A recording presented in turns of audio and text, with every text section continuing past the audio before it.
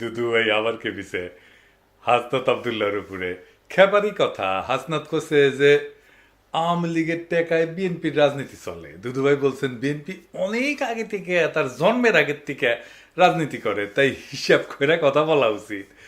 বিএনপির বলো যে আওয়ামী লীগের টাকা দিয়ে রাজনীতি করছে। যদি বিএনপির লোকরা প্রস্রাব করে একমাত্র, তাহলে প্রস্রাবের তোরে ভেসে বঙ্গোপসাগরে গিয়ে পড়বে। সব কিছুর একটা সীমা থাকতে হবে। এমন কোনো কথা বলবা না যে কথার দায়িত্ব নিতে পারবা না।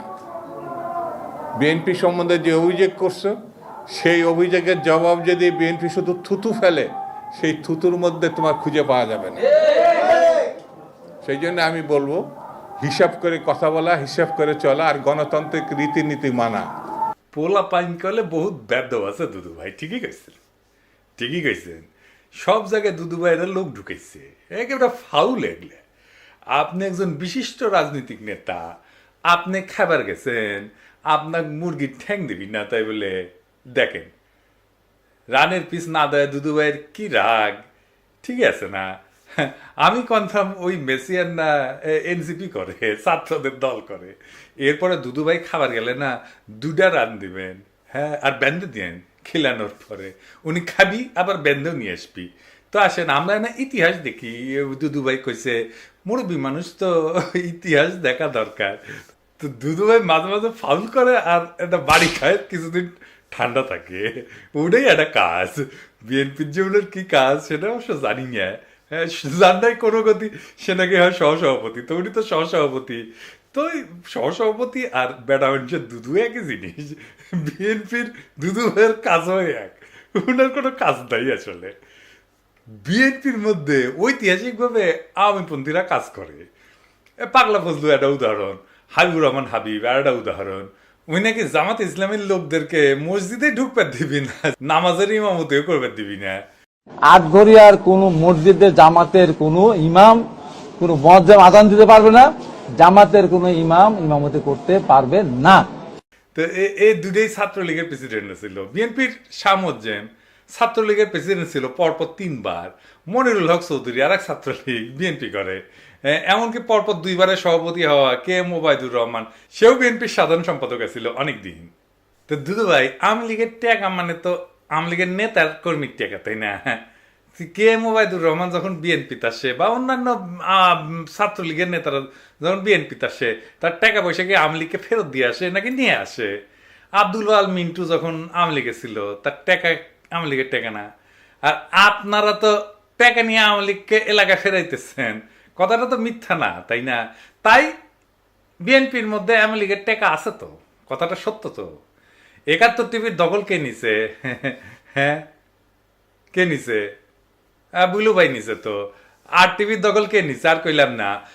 এস আলমের সাম্রাজ্য কে দেখতেছে? সালাউদ্দিন সাহেব দেখতেছে। সামিটে যায় কে বসতেছে? হ্যাঁ, আপনাদের কোষাধ্যক্ষের ছেলে বসতেছে। হ্যাঁ, দখল করতেছেন সবকিছুই। দেখেন ভ্যান চালকের জমিও তো বাদ দিতেছেন না। 1200 বিঘা চিংড়ি ঘের দখল করেছেন। হ্যাঁ, আর দেখামো এডিটর সাহেব দেখাবো না। আচ্ছা ঠিক আছে, আজকে বাদ দিই, আজকে আর না দেখাই। বিএনপির যত দখল সে নিয়ে আলাদা এপিসোড করবো নি। এইটা সাহেব কি কর না কি? ঠিক আছে, আচ্ছা ঠিক আছে, এডিটর কইছে ঠিক আছে। তবে দখল নাকি ন্যায্য অধিকার ফিরে পাওয়া, মির্জা ফখরুল বলছে। এটার দখল বলা ঠিক না। আমি বিশ্বাস করি নাই যে এটা কইছে মির্জা ফখরুল ভাই, কিন্তু বিএনপির ভেরিফাইড টুইটার অ্যাকাউন্টে এটার প্রমাণ আছে। দেখেন এডিটর সাহেব, দেখে দেন এটা যে ভেরিফাইড টুইটার অ্যাকাউন্ট, এটা দেখে দেন। আওয়ামী লীগের মিছিল করে দিতেছে আপনাদের লোক। আওয়ামী লীগের লোক ছাড়া আপনাদের বিএনপির কার্যালয়ের উদ্বোধন হয় না। দেখেন যে কটা জায়গায় আওয়ামী লীগ মিছিল করেছে সেইগুলো স্থানীয়ভাবে বিএনপির টাকা দেওয়া হচ্ছে, আমরা খবর পেয়েছি। আমাদের কাছে সব খবর আছে। 2-1 জায়গায় বিএনপি ধাওয়া দিছে সত্য, তবে এগুলো স্থানীয় অ্যারেঞ্জমেন্ট। আমি জানি না টাকা না পেয়ে ধাওয়া দিছে কিনা, সেটাও হইতে পারে। আমার ক্ষুদ্র ভ্রাতার ভগিনী দেখই আওয়ামী লীগ এখন নিষিদ্ধ সংগঠন। মিছিল করতে দেখলে একাই আগায় যাবেন, একা থাকলেও ধাওয়া দিবেন, একা ধাওয়া দিবেন, 2 হাতে 2টা ইটা নিবেন, ইটে নিয়ে ধাওয়া দিবেন। এটা মিছিলে ধাওয়া দিয়ে দেখেন, এগুলো ভিতর ডিম। আপনি একলা ধাওয়া দিলে পলাবে, লিগে রাখতে পারেন, মাইরা হাড্ডি গুঁড়া গুঁড়া করে তেনা বানায় দিবেন, কিচ্ছু হবে না আপনার। নিষিদ্ধ ঘোষিত দলরে মারি দিচ্ছেন, বাড়ি দিচ্ছেন, কিচ্ছু হবে না। আমি দায়িত্ব নিলাম, কিছু হইলে আমাকে কবেন, আমি দেখবো। আসলে বিএনপি হয়েছে কি, বিএনপি করে আওয়ামী লীগ, বিএনপি আওয়ামী লীগ করিচ্ছে, এই বিএনপির আওয়ামী লীগ করা নিয়ে কথা বলি। তো যাই মানে এখন মনে হচ্ছে যে বিএনপি আসলে যে আওয়ামী লীগ করে এটা কি কথা কইলাম আর বুঝাই কই। আওয়ামী লীগের যা কর্মসূচি ছিল, যা লক্ষ্য ছিল, তা বিএনপি কইরা দেয়। আওয়ামী লীগ একার শক্তিতে কখনো যেটা পারত না, সেটা বিএনপি আওয়ামী লীগের সেই কর্মসূচি কইরা দেয়। এখন দেখেন অনলাইনে বিএনপি আওয়ামী লীগ একই সাথে গেলায় আমাকে দেখেছেন, আমার কমেন্ট বক্সে দেখেন ফেসবুকে, বিএনপি আওয়ামী লীগ একই সাথে আমার গেলায়। তত্ত্বাবধায়ক সরকার কার দাবি ছিল? আওয়ামী লীগের দাবি ছিল। কোন সরকার সেটা বাস্তবায়ন করেছে? আইন সংশোধন করেছে, সংবিধানে ঢুকেছে বিএনপি সরকার ঢুকেছে। জিয়া কি ছিল? বাংলাদেশের প্রেসিডেন্ট ছিল, তাই না? প্রেসিডেন্সিয়াল সিস্টেমই বাংলাদেশের জন্য সবচেয়ে ভালো। প্রেসিডেন্ট সিস্টেম এটা বিএনপির কর্মসূচি। প্রেসিডেন্সিয়াল সিস্টেম থাকলে আসে না জিন্দেগি প্রেসিডেন্ট হবার পারল না নি। আওয়ামী লীগের দাবি ছিল এই প্রধানমন্ত্রী শাসিত পার্লামেন্টারি সিস্টেম। এই বিএনপি নিজেরা রাষ্ট্রপতি শাসিত শাসন ব্যবস্থার পক্ষ হইলেও প্রধানমন্ত্রী শাসিত শাসন ব্যবস্থা প্রবর্তন করছে বিএনপি, আইন করে বিএনপি প্রবর্তন করছে। এই পার্লামেন্টারি সিস্টেম ভালো কাজ করে যদি রাজা থাকে। এইগুলা সে সমস্ত দেশের জন্য ঠিক আছে, কিন্তু বাংলাদেশের জন্য ঠিক নাই। আমি এই এপিসোডে আলাপটা করেছিলাম, দেখে নিতে পারেন কেন প্রেসিডেন্সিয়াল পদ্ধতি বাংলাদেশের জন্য সবচেয়ে ভালো। আবার দেখেন বিএনপি ৭২-এর সংবিধান রক্ষা করতে চায়। ৭২-এর সংবিধান বাতিল করা সম্ভব না বলছেন মির্জা ফখরুল, দেখেছেন? তো আপনারা তো আসলে আওয়ামী লীগ করতেছেন, আর কি কি করতেছেন? আওয়ামী রাজনীতি। আসেন আর একটু দেখি। অসাম্প্রদায়িক বাংলাদেশ গড়া ছিল আওয়ামী লীগের রাজনীতি, আপনারা সেটাই করতে চান। এই দেশে অসাম্প্রদায়িক বাংলাদেশ আর বিএনপি লেখা সার্চ দেন না গুগলে, দেখেন বিএনপির কোন নেতা বলে নাই এটা। তারেক রহমান পর্যন্ত বলেছে আওয়ামী লীগ মুক্তিযুদ্ধের চেতনার বাংলাদেশ গড়তে চায়, বিএনপিও তাই চায়, দেখেছেন? তো বিএনপির তফাৎ থেকে আওয়ামী লীগ থেকে বিএনপিতে বিলুপ্ত হচ্ছে আওয়ামী লীগ, দেখেছেন? আপনারাই ডাকতেছেন আওয়ামী লীগদের বিএনপি করার জন্য। হ্যাঁ দেখেন সব নেতাই ডাকিচ্ছে আর কি, রিজভি ভাই ডাকিচ্ছে, আমি খুশিও ডাকিচ্ছে, সবাই ডাকিচ্ছে। যান যান লাইন ধরেন, বিএনপির লাইন ধরেন। সালাউদ্দিন কাদের চৌধুরী কইছিল যে আওয়ামী লীগ একটা আশ্চর্য মেশিন, সব রাজাকার ঢুকাইলে মুক্তিযোদ্ধা বেড়ায়। তো এরকম বিএনপি একটা আশ্চর্য মেশিন হয়েছে, সব আওয়ামী লীগ ঢুকাইলে বিএনপি হয়ে বেড়াবে। রবীন্দ্রনাথ শুনলে কাজ হয়ে পড়ে বিএনপি, দেখেছেন? আমরা যে জাতীয় সঙ্গীত পাল্টাইতে চাই, সেই জাতীয় সঙ্গীত নিয়ে বিএনপি গর্বিত। দেখেন তারেক রহমান কইছে, কি আর বলবো, এই রবীন্দ্রনাথ বাংলাদেশে ইন্ডিয়ার আওয়ামী লীগের একটা পলিটিক্যাল প্রজেক্ট, সেটারে ঊর্ধ্বে তুলে ধরে বিএনপি। এখন বিএনপি আওয়ামী লীগের লোকেরা এসে খাও খাও করে ধরবি, আপনি না রবীন্দ্রনাথ নিয়ে এক বই লিখেছেন, আমি একটা কেন আমি ১০০টা বই লিখমু, তাতে কি যায় আসে? তাতে কিছু যায় আসে? জাতীয় সঙ্গীত একটা পলিটিক্যাল কোশ্চেন, একটা জাতির আত্মপরিচয়। আমি তো বোদলিয়ারের কবিতা পছন্দ করি, রবীন্দ্রনাথ বাদী দেন, তা আমি কি বোদলিয়ারের কবিতা নিয়ে এসে জাতীয় সঙ্গীত বানামু? হ্যাঁ বেকুব গুলা। আমি তো ইকবালের কবিতা পছন্দ করি, তো আল্লামা ইকবালের কবিতা নিয়ে এসে কি আমি বাংলাদেশে জাতীয় সঙ্গীত বানাবো? হ্যাঁ ফাইনালি ইসলাম প্রশ্নে বিএনপি ইন্ডিয়ার যেটা প্রজেক্ট, সেই প্রজেক্টের মধ্যে যা ঢুকেছে। আসেন এটা একটু বুঝে দেখি। বিএনপি সবসময় ইসলাম প্রশ্নে একটা নমনীয় শ্রদ্ধামূলক অবস্থান নিত সৃষ্টির সময় থেকে, জিয়াউর রহমানের আমল থেকে। কিন্তু বেশ কিছুদিন থেকে একটা শক্তিশালী ধারা বিএনপির মধ্যে কাজ করতেছে, যারা মনে করে ইসলামপন্থী ধারা, বিশেষ করে জামাত ইসলামীর সঙ্গে বিএনপির সঙ্গ ত্যাগ করা উচিত। এইটা বাস্তবায়িত হয়েছে পূর্ণাঙ্গভাবে হাসিনা পতনের পরে। দল হিসাবে ইসলাম প্রশ্নে বিএনপি কিভাবে নীতিগত কৌশলগতভাবে মোকাবেলা করবে তা নিয়ে অবশ্যই তারা সিদ্ধান্ত নিতে পারে। কিন্তু একটা জিনিস বুঝতে হবে বাংলাদেশের সবাইকে, যারা রাজনীতি করতে চায়, যারা ভবিষ্যতের রাজনীতি করবে সবাইকে, সেটা হইতেছে আদর্শগত মর্মের দিক থেকে বাংলাদেশের বর্তমান এবং আগামী রাজনীতির নির্ধারক হচ্ছে ইসলাম প্রশ্ন। এটাকে এড়ায় যাওয়ার উপায় নাই, যেভাবেই বলেন না কেন এটাকে এড়ায় যেতে পারবেন না। মর্মের দিক থেকে বাংলাদেশের আগামী রাজনীতির এইটাই নির্ধারক প্রশ্ন, আপনি চান বা না চান। পাশ্চাত্য লিবারাল রাজনীতির কাঠামোর মধ্যে বাংলাদেশের সংখ্যাগরিষ্ঠ জনগণের ধর্মীয় আবেগ, সংবেদনা, স্বপ্ন, সংকল্প বিএনপি তার জাতীয়তাবাদী রাজনীতির বয়ানের মধ্যে কিভাবে অন্তর্ভুক্ত করবে, সেটা একটা বুদ্ধিভিত্তিক কাজ হইতে পারত, সাহায্য নিতে পারত। সেটা তো নিবে না, ওরা সবার থেকে বেশি বুঝে। এটা একটা খুব ইন্টেলেকচুয়াল ট্যাকটিক্যাল কৌশলগত কাজ হইতো, বলাই বাহুল্য। বিএনপি সেটা করতে সক্ষম না, এটা তাদের কম্য না, তারা বুঝাই দিছে এটা তারা পারবে না। সেকুলার ইসলামপন্থীদের জোটে একসঙ্গে ধরে রেখা শেখ হাসিনার শাসনের বিপরীতে বিএনপি একটা সময় পর্যন্ত দাঁড়িয়ে থাকতে পারছিল। কতক্ষণ? যখন খালেদা জিয়া ক্ষমতায় ছিল, যখন খালেদা জিয়া নেতৃত্বে ছিল। সেটা লিবারেল রাজনীতির সংস্কৃতির দিক থেকে একটা খুব বড় সাফল্য ছিল। ইন্ডিয়া এই সাফল্যটা নস্যাৎ করতে বদ্ধপরিকর ছিল। তারা পরিকল্পনা করছে। ইন্ডিয়ার এই কৌশল শুধু জামাত ইসলামকে বিএনপি থেকে বিচ্ছিন্ন করে না, মূলত ভারতীয় আধিপত্যবাদের বিপরীতে ধর্মনিরপেক্ষতাপন্থী এবং ভারতীয় আধিপত্যবাদের বিরুদ্ধে সেকুলারপন্থী এবং ইসলামপন্থীদের সম্ভাব্য ঐক্যের যে কোনো সম্ভাবনা ভারত নস্যাৎ করে দিতে চায়। 20 দলীয় জোটের মধ্যে এই ঐক্যের একটা বীজ ছিল।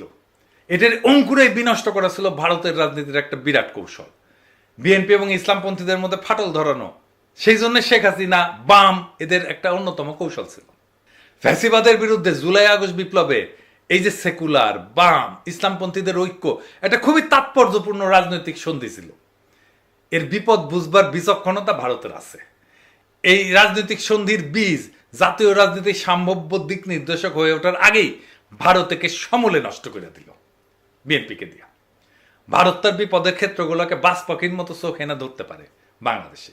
71-এর মুক্তিযুদ্ধে জামাত ইসলামের ভূমিকার বিচার আর বাংলাদেশের ইতিহাস, সমাজ, সংস্কৃতি আর রাজনীতিতে ইসলামের ভূমিকার প্রশ্ন দুইটা আলাদা প্রশ্ন। 1971-এ জামাতে ইসলামের ভূমিকার কারণে বাংলাদেশের শক্তিশালী ইসলামপন্থী রাজনীতির উদ্ভব এবং বিকাশ অনেকটা ক্ষতিগ্রস্ত হয়েছে, সেটা আমরা মানি বা না মানি। কিন্তু বিএনপিকে জামাত ইসলাম থেকে বিচ্ছিন্ন করা যে একান্তই ভারতের এবং লীগের প্রধান কৌশল, যার উদ্দেশ্য বিএনপিকে আরো দুর্বল করা, খর্ব করা, এটা বোঝার জন্য খুব একটা রাজনৈতিক জ্ঞানের প্রয়োজন হয় না, আইনস্টাইন হওয়ার দরকার নাই। এটা উল্টা দিকে জামাত ইসলামকেও দুর্বল করার কৌশল। আমি মুক্তিযুদ্ধের চেতনার প্রশ্নে তারেক রহমানের একটা পুরনো সাক্ষাৎকার দেখাই, যখন খালেদা জিয়া বিএনপি প্রধান, যখন খালেদা জিয়ার নেতা, সেই সময় বিএনপি আসলে মুক্তিযুদ্ধ প্রশ্নে কি স্ট্যান্ড নিত।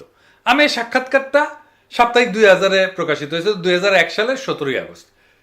এইটা পরে জনগণের মুক্তিযুদ্ধ চেতনার স্বরূপ সন্ধান এই নামে আহমেদ মুসা সম্পাদনা করে আর একটা বই বের করে। তো সেই সাক্ষাৎকার বড়, কিন্তু আমি শুধু মুক্তিযুদ্ধ বিষয়ক অংশটা তুলে ধরতেছি। এইখানে আমি সাপ্তাহিক 2000-এর প্রশ্ন এবং তারেক রহমানের উত্তর সেটা আপনাদেরকে বলতেছি। জামাতে ইসলামীকে কি আমি মুক্তিযুদ্ধের বিপক্ষ শক্তি বলবো না? আমি কিন্তু জিনিসটাকে ভিন্নভাবে দেখি। এটা আমার আগের জেনারেশন বলতো। আমি বলবো আসুন আমরা ভিন্নভাবে চিন্তা করি। 1971 সালে মুক্তিযুদ্ধ হয়েছিল, আমার বাবা মুক্তিযুদ্ধ করেছিলেন, তারা বুঝেছিলেন তারাই সঠিক কাজটি করছেন। জামাতকে অনেকে, আপনারা, আওয়ামী লীগ বলে যে তারা মুক্তিযুদ্ধের বিপক্ষ শক্তি। দেশ তো এখন স্বাধীন হয়ে গেছে। আমাদের সবচেয়ে বড় বাস্তবতা হচ্ছে দেশ কিন্তু এখন স্বাধীন।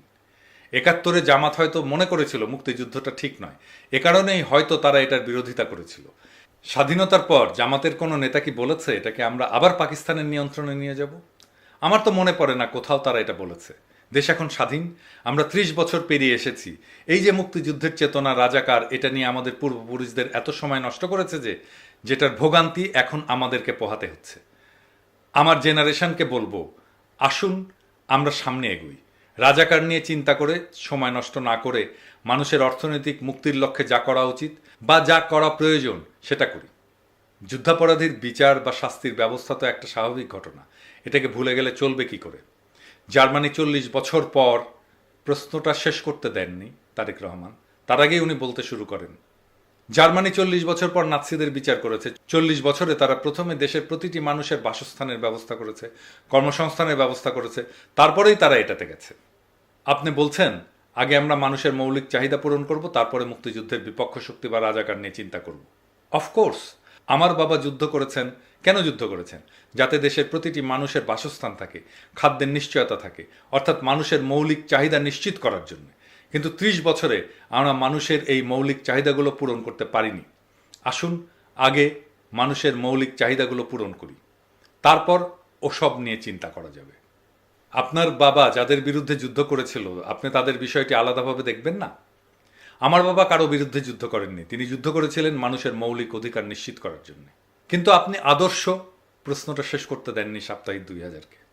তারেক রহমান তার আগেই বলা শুরু করেন, আপনার পেটে যখন ক্ষুধা থাকবে তখন কিন্তু মাথায় আদর্শ কাজ করবে না।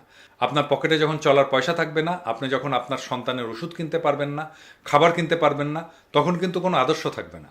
এগুলো বইয়ে মানায়, বাস্তবে মানায় না। আমরা মুক্তিযুদ্ধের বিপক্ষ শক্তি বলতে যাদের কথা বলছি তারা তো খুবই কম। বিএনপির মতো একটা রাজনৈতিক দল কেন তাদের শেল্টার দেবে? শেল্টার দেওয়ার ব্যাপার নয়, আমরা চেষ্টা করেছি সবাই মিলে একসঙ্গে কাজ করতে, দেশকে এগিয়ে নিতে। এখন বলতে হয় 96 সালে শেখ হাসিনা যখন তাদের সঙ্গে নিয়ে আন্দোলন করলেন, তখন কেন আপনারা তাকে এই প্রশ্ন করলেন না? অবশ্যই শেখ হাসিনাকে এই প্রশ্নগুলো করা হয়েছিল। উত্তরে কি বলেছিলেন শেখ হাসিনা? কৌশলগত মিত্রের কথা বলেছিলেন, কিন্তু এতে তিনি সমালোচনা থেকে রেহাই পাননি। কৌশলগত মিত্র তার মানে শেখ হাসিনা নিজ স্বার্থে বলেছেন এই কথা। আপনিও তো সেরকমই বলছেন। না, আমি সেভাবে বলতে চাচ্ছি না। আমি বলতে চাচ্ছি, আসুন আমরা সবাই মিলে সামনের দিকে এগোই। পেছন নিয়ে আমরা আর কত টানাটানি করব? আপনি জান না, একজন সাধারণ মানুষের কাছে মুক্তিযুদ্ধের যারা বিরোধিতা করেছিল তাদের প্রতি তার হয়তো একটা বিরূপ ধারণা আছে। কথাটা অনেকাংশে হয়তো বা ঠিক, কিন্তু এটাও ঠিক, মানুষ এসব শুনতে শুনতে ত্যক্ত, বিরক্ত। মানুষ এখন নতুন কিছু শুনতে চায়, নতুন কিছু দেখতে চায়।